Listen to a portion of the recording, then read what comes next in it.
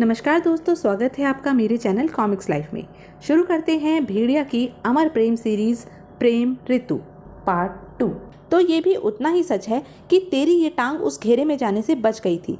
तेरी ये टांग शक्ति अर्जित करने से चूक गई है रक्तपात, जिसे अब मैं तोड़ दूंगा।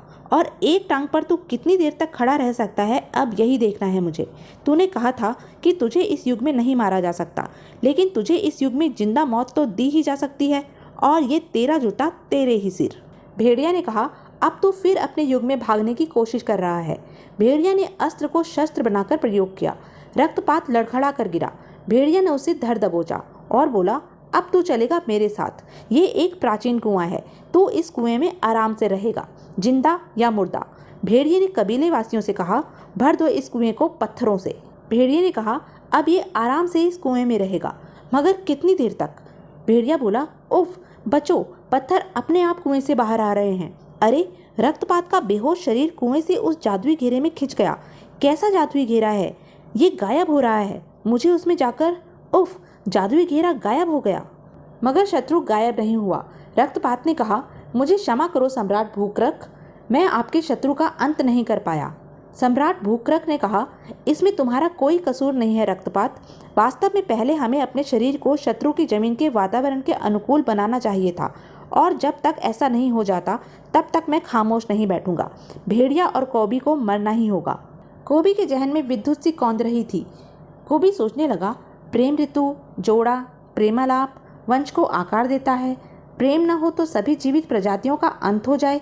कौबी ने उसी जंगली भेड़िया का आह्वान किया, चला आ, चला आ, मेरी भेड़िया फौज का सेवानिवृत्त बूढ़ा सिपाही भेड़िया मुसोली। भेड़िया ने कहा, हाँ, मेरे आने में कोई अड़चन नहीं। कौबी बोला, मुसोली, प्यारे वृद्ध भेड़िया, वो मैं, तुम तो समझते हो। भेड़िया ने कहा, हाँ हाँ, समझता हूँ, शर्माओ नहीं कौबी देवता। कौबी ने कहा, वास्तव में मैं तुमसे यह पूछना चाहता था कि मुझे अपने जोड़ा किसके साथ बनाना चाहिए। मुसोली बोला, अपनी पत्नी के साथ। समस्त प्राणी जगत में नर और मादा ही जोड़ा बनाते हैं, फिर चाहे वो मनुष्य हो या जीव जंतु। प्रत्येक नर का ये कर्तव्य है कि वो अपनी मादा को सुरक्षा वरदान करे, और प्रत्येक मादा का ये धर्म है कि वो अपने नर के साथ जोड़ा बनाकर उसकी वंश बेल को आगे बढ़ाए। कौबी ने कहा, मेरी पत्नी तो जैन है। मुसोली बोला, और फिर भी आप अकेले छड़े छांट घूम रहे हैं कौबी देवता। मेरा मतलब आप समझ गए होंगे। अच्छा कौबी देवता, मैं तो चलता हूँ। कौबी ने सोचा, मुझे जैन के पास जाना चाहिए। वह बोला, ठहरो ठहरो वृद्ध श्री, मैं ये बताना चाहता था कि जैन तो भेड़िया के पास है। मुसोली ने कहा, वो तुम्हारी पत्नी है तो तुम्हारे साथ होनी चाहिए। कौबी बोला, मगर वो तो भेड़िया के साथ रहती है। मुसोली ने कहा, विवाह के पश्चात प्रत्येक पत्नी का धर्म होता है कि वो पति के साथ उसके घर में रहे। तुम उसे लेकर आओ। कौबी ने कहा, यदि मैं उसे लेने गया और वो ना आई तो? मुसोली बोला, यदि वो सीधी तरह से तैयार न हो तो फिर जंगल पंच किस लिए हैं? कौबी ने कहा, जंगल पंच? मुसोली ने कहा, हाँ, जंगल पंच में 5 कबीले के सरदार होते हैं जो जंगल में न्याय व्यवस्था का काम देखते हैं। मुसोली ने कहा, अच्छा, चलता हूँ, मेरी जब आवश्यकता हो मुझे बुला लेना। कौबी सोचने लगा, जंगल पंच, प्रेम ऋतु, प्रेमालाप, जोड़ा, पत्नी, वंश, जैन, जंगल पंच। कौबी रिश्तों की भूमिका को समझ रहा था। जैन हड़बड़ाकर उठ बैठी और बोली, भेड़िया, तुमने कुछ सुना? भेड़िया ने कहा, तुम्हारे प्रेम की झनकार के अलावा और कुछ नहीं। जैन बोली, मैंने कौबी की आवाज़ सुनी है, शायद वो मुझे पुकार रहा है। भेड़िया ने कहा, वो जाहिल तुम्हें क्यों पुकारेगा? जैन ने कहा, अगर ये एहसास मेरे मन को हुआ है तो ज़रूर कौबी ने मुझे पुकारा है। शायद वो दूर हो या शायद वो आसपास ही है। कौबी आसपास ही था। कौबी सोचने लगा, ओह, फूलों की घाटी में भेड़िया के साथ बैठी है जैन, जिसे कि मेरी मांद में होना चाहिए था। कौबी का जहन बुझ सा गया था। कौबी सोचने लगा, यदि मैं जैन को अपने साथ चलने को कहूँगा तो हमेशा की तरह वो मेरे साथ चलकर रहने से इनकार कर देगी। निराश कौबी जाने को पलट गया। कौबी ने सोचा, फिर मुझे क्रोध आएगा, फिर जैन खफा होगी, फिर मुझे ज़्यादा क्रोध आएगा, फिर जैन को दुख होगा, वो मुझे भला बुरा कहेगी, मुझे भेड़िया से ना लड़ने का वायदा याद दिलाएगी, फिर मुझे और ज़्यादा क्रोध आएगा। मुझे क्रोध आ रहा है। कौबी के कदम ठिठक गए। प्रेम ऋतु उसकी कनपट्टियों को सनसनाने लगी। निराशाएं जब कुंठाओं में बदल जाती हैं तो क्रोध आ ही जाता है। कौबी ने कहा, अबे लानतियों, एक तो मैं परेशान हूँ, ऊपर से बार बार तुम मेरे सामने आ जाते हो। कौबी ने कुछ ठान लिया था। जैन ने कहा, देखा, मैंने कहा था कि कौबी मुझे पुकार रहा है, वो देखो। भेड़िया बोला, ये पगला इस सांड की तरह क्यों भाग रहा है? कोबी ने आते ही हाथ पकड़ लिया। कोबी बोला, जैन तुम मेरी पत्नी हो, तुम्हें मेरे साथ चलना होगा। जैन ने कहा, कोबी हाथ तो छोड़ो।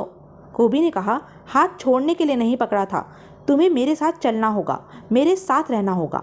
भेड़िया ने कहा, लगता है कोई जंगली कुत्ता फिर से काट गया है इसको। कोबी ने कहा, भेड़िया तू चुप हो जा, वरना आज मेरा दिमाग ठिकाने पर नहीं है, मैं कुछ भी कर सकता हूँ। जैन बोली, तुम्हें क्या हुआ है? कोबी ने कहा, पत्नी नाम के रिश्ते की समझ आ गई है, ये रिश्ता पति के साथ रहने में साकार होता है, ये समझ गया हूँ। चलो। भेड़िया बोला, इसके दिमाग पर धूल जमा हो गई है, जरा झाड़ दूँ। कोबी ने कहा, पराई स्त्री को बहकाकर अपने साथ रखता है, क्यों ना तुझे गाड़ दूँ। जैन ने कहा, तुम दोनों ने मुझसे कभी एक दूसरे से ना लड़ने की वादा किया है। कोबी बोला, ये वायदा तुम्हें इसके वार करने के बाद मेरे वार करने से पहले ही याद आता है। ये लड़ाई हक की है और तुम पर सिर्फ मेरा हक है। भेड़िया ने कहा, लगता है जंगल का माहौल देखकर इसका दिमाग खराब हो गया है। जैन बोली, कोबी तुम जानते हो कि भेड़िया और तुम एक शरीर और एक जान थे। फोबोस और मोबोस के प्रभाव में आकर तुम भेड़िया से अलग हो गए, यानी तुम्हारे रूप में अलग हो गया भेड़िया के जिस्म से उसका पशु रूप, मानव रूप में रह गया भेड़िया। मैंने तुमसे विवाह किया, ये सच है, किंतु मन से मैं कभी भी भेड़िया से अलग नहीं हूँ। तो फिर मैं तुम्हारे साथ कैसे रह सकती हूँ? ऐसा उसी दिन संभव है जब तुम और भेड़िया एक होंगे। और तुम्हारी जानकारी के लिए बता दूं कि मैं भेड़िया के किले में ज़रूर रहती हूँ, किंतु भेड़िया से अलग दूसरे कक्ष में। जब तक तुम दोनों एक जिस्म एक जान नहीं हो जाते, तब तक मैं किसी एक के साथ कैसे रह सकती हूँ? कोबी ने कहा, और यदि इसी प्रकार उम्र गुजर गई तो? जैन बोली, क्या मतलब? कोबी ने कहा, मतलब ये कि समय तो प्रतीक्षा नहीं करेगा, वो तो गुजरेगा, और वक्त के साथ जब भेड़िया के हाथ में लाठी आ जाएगी और वो हो जाएगा बूढ़ा बागड़ बिल्ला, तो तब क्या होगा? भेड़िया ने कहा, तू तो ऐसे कह रहा है कि जैसे तू हमेशा ऐसे ही हट्टा कट्टा बना रहेगा। कोबी बोला, सवाल यही है कि यदि हम दोनों और 40-50 साल तक एक न हुए तो हमारा वंश आगे कैसे चलेगा? वृक्ष अपने बीज फैलाता है, तभी तो नए पौधे उगते हैं जो बड़े होकर उस वृक्ष की संतान कहलाते हैं। भेड़िया ने कहा, ये तो हरियाली बढ़ाने की सोच रहा है। मैं कह रहा था ना कि जंगल का माहौल देखकर इसका दिमाग खराब हो गया है। कान खोलकर सुन ले बे, जैन तेरे साथ नहीं जाएगी। जैन ने कहा, नहीं रुको। भेड़िया बोला, जैन तुम बीच में मत पड़ो, इसका दिमाग ठिकाने लगाने दो। कोबी ने कहा, अबे जाएगी कैसे नहीं? कौन रोकेगा मुझे? तू। भेड़िया ने कहा, हाँ मैं भेड़िया। कोबी बोला, तू भेड़िया? तुझे तो मैं अभी भेड़ बना दूंगा। भेड़िया ने कहा, भेड़िया ही रहेगा। कोबी बोला, तो फिर कोबी ही रहेगा। जैन ने कहा, कोबी रुको, मुझे सोचने का थोड़ा वक्त दो। कोबी ने कहा, वक्त देता हूँ, मगर मेरे साथ मान में रहकर ये सोचने का कि भेड़िया से अलग तुम किस तरह रह सकती हो। जैन बोली, तुम्हारा दिमाग सचमुच खराब हो गया है कोबी। कोबी ने कहा, तो तुम ऐसे नहीं चलोगी। जैन बोली, कभी नहीं, मैं इस समस्या का कोई हल। भेड़िया बोला, जैन तुम बीच में से हट जाओ, मैं इस समस्या को अभी। कोबी ने कहा, ठीक है, मैं जाता हूँ।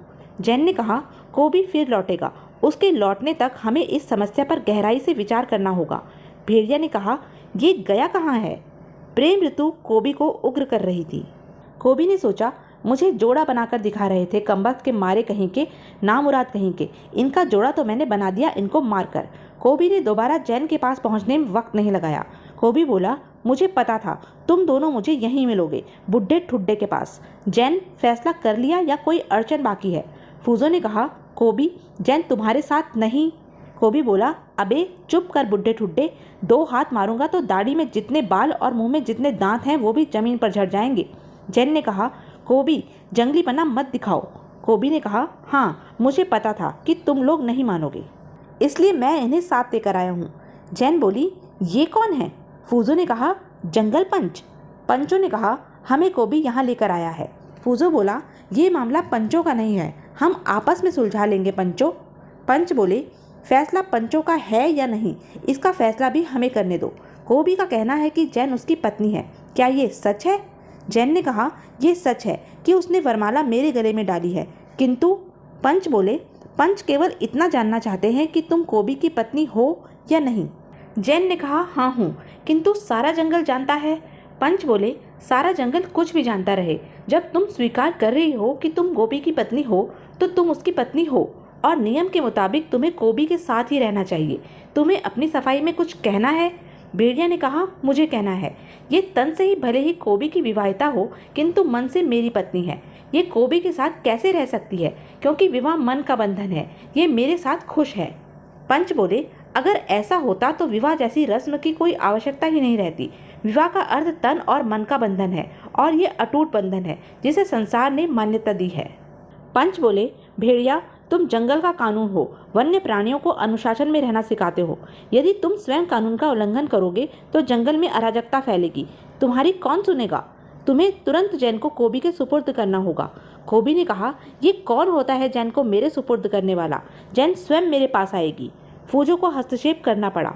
फूजो ने कहा, हे पंचो, कोबी का वजूद भेड़िया से है। भेड़िया, जो भेड़िया सम्राट वुल्फा और मानव स्त्री सुरविया की संतान है, फोबोस और मोबोस के उच्च प्रभाव से भेड़िया का शरीर विभाजित हुआ था, तब कोबी पैदा हुआ था। कोबी वास्तव में भेड़िया का पशु रूप है, मानव रूप भेड़िया है, और जैन भी मानव युवती है। नियम के अनुसार एक मानव युवती को पशु के सुपुर्द नहीं किया जा सकता। यह तब तक नहीं हो सकता जब तक भेड़िया और कोबी एक जिस्म एक जान न हो जाएं। पंचों ने कहा, आपका पक्ष विचारणीय है फूजो बाबा।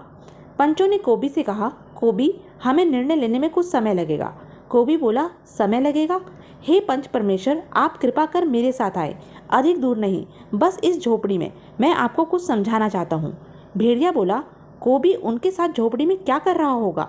फूजो ने कहा, घबराओ नहीं, पंचों का फैसला तुम्हारे हित में होगा। जल्द ही झोपड़ी का दरवाजा खुला। कोबी ने कहा, हाँ तो प्यारे पंचों, आप लोग क्या कह रहे थे?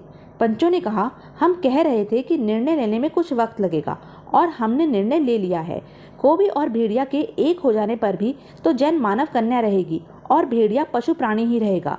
जैन कोबी की पत्नी है, उसे कोबी के पास रहना होगा। भेड़िया, तुम्हें पंचों के आदेश का पालन करना होगा। अगर तुम नियम के विरुद्ध गए तो तुम्हें दंड भुगतना होगा। जैन, कोबी के साथ जाओ। जैन बोली, फूजो बाबा, आप कुछ करते क्यों नहीं? फूजो ने कहा, मैं पंचों के विरुद्ध नहीं जा सकता। जैन ने कहा, उफ, भेड़िया। भेड़िया बोला, बाबा, मैं उसकी अकल ठिकाने लगा दूंगा। फूजो ने कहा, उत्तेजित मत हो जाओ भेड़िया, पंचों के आदेश का उल्लंघन करके जंगल की मर्यादा भंग नहीं कर सकते हम। वो देखो जंगलवासी इस अनोखे मुकदमे का फैसला देखने के लिए यहाँ जुटे हुए हैं। तुम्हें पंचों के फैसले का सम्मान करना ही होगा। मुसोली बोला, वो तो मैं जानता ही था कि ऐसा ही होगा। एक अंतहीन सफर कहीं समाप्त नहीं होता। तो अब जैन कोबी के साथ रह पाएगी या नहीं? अब भेड़िया क्या करेगा?